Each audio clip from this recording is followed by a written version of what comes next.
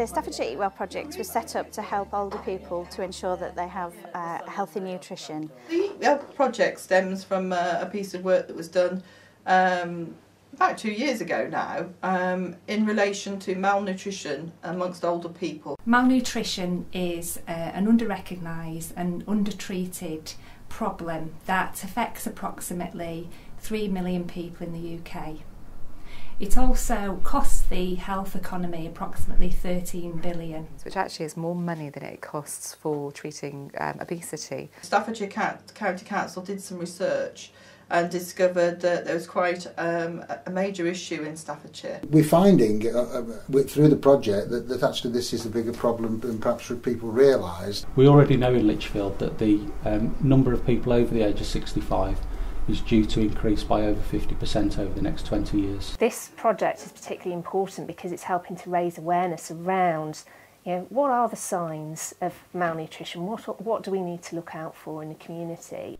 Your weight dropped off pretty quick, didn't it, sort of thing, I was concerned, like. Catherine, normally before she was taken ill with Alzheimer's, you scaled about, 10.5 stone, was it?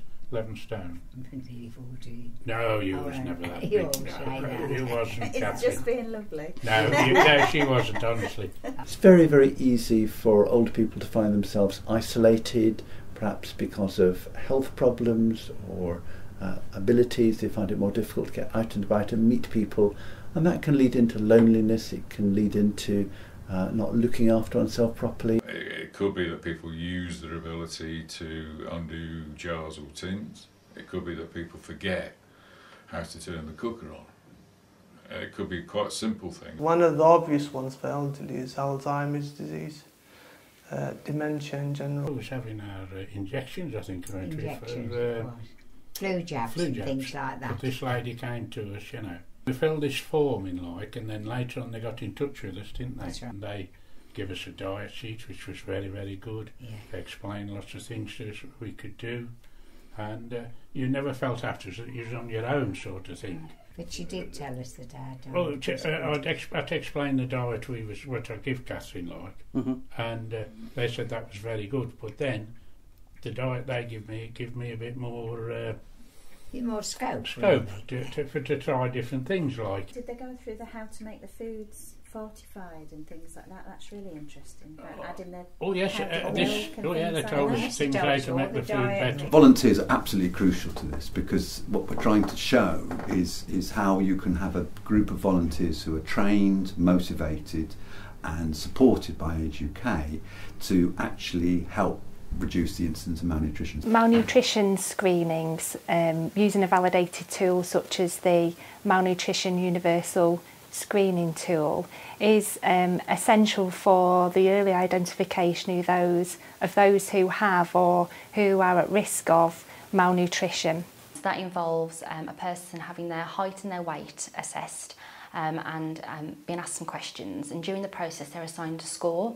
And this is their risk score of malnutrition. So I've been out on one supervised visit with the dietitian, and I just found actually it was very interesting to see how challenged some people are. We asked them a series of questions. So, for example, one of the questions might be, have you found that your jewellery's become looser?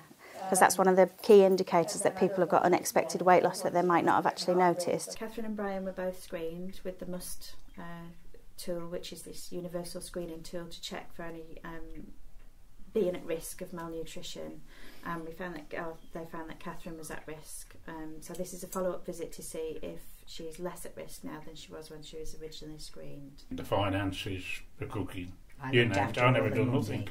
Led an idle life actually, but now you see when it changes round, it isn't as if Catherine can't do it. I mean, what we do, like when I cook, she is still coming with the cooking with me, and I write it down. We write everything down on a pad, and I'll say to her, well, if you put the cooker on, Catherine, say 11:45, and then I mean, not for any perhaps down with pigeons or knocking about, but it still keeps her involved in it. If I said she got an appetite like she had before, no, but she does eat plenty, and as I said to you, what I cook, I mean, like this morning, you had all your toast up, didn't you? Yes. There were 2 rounds of toast, she's eating all I that. don't like a fry-up.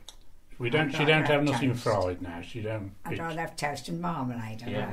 But our main meal, we have one every day. We don't miss a day at all. At lunchtime. At lunchtime. Like as I say today, when we go in now, they've got a varied diet. But we go to the Bell once a week. They've got steak. Today's the day. All sorts of things, haven't they? Oh yes, like we have a choice. Fish, haddock, chips, whatever. Have a choice. Yesterday was chicken. Another day I may do fish, different, what's it? Yeah.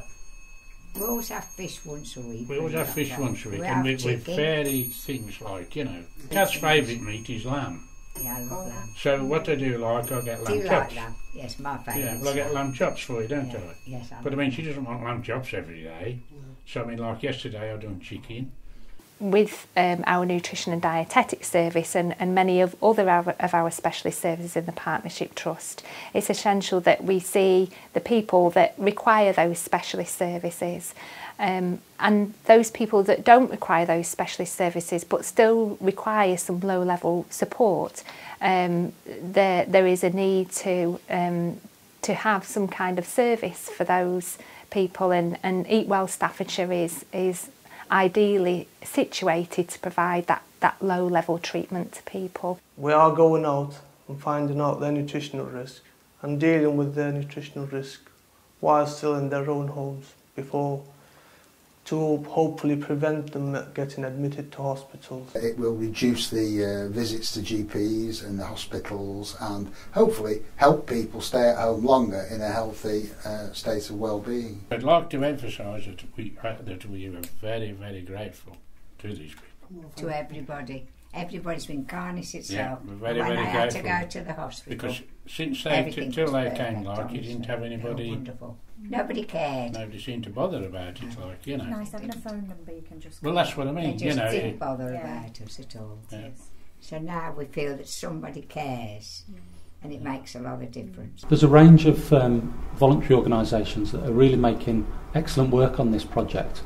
And amongst those I include AgeUK, the Carers Association and Staffordshire Community Council. The ramifications of actually being able to prove that the third sector can make a significant difference in health care, as we have done with social care, using volunteers, I think will be revolutionary and actually will make a significant difference to the care of older people.